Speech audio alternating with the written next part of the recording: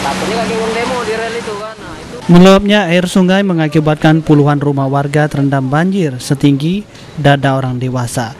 Ironisnya, selain mengakibatkan puluhan warga dua desa di Kelurahan Tanjung Raman, Prabu Muli terpaksa mengungsi.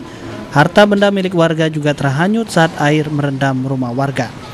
Menyempitnya sungai di pemukiman warga tersebut hingga tidak mampu menampung hujan deras yang membasahi kota Prabu Muli. Diduga faktor pembangunan dua rel kereta api yang dilakukan PT KAI yang memicu meluapnya air sungai sekitar pemukiman warga. Pas kami bangun lah banjir.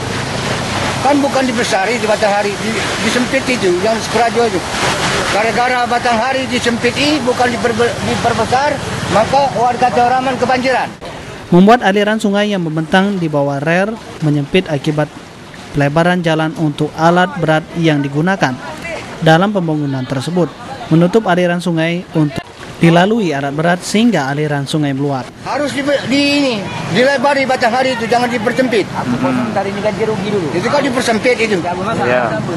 Ini kami kompromi akan unjuk rasa kapan dia dibenarin. Ini kan pernah model ini. Tolong Pak Wali Kota, kami akan unjuk rasa.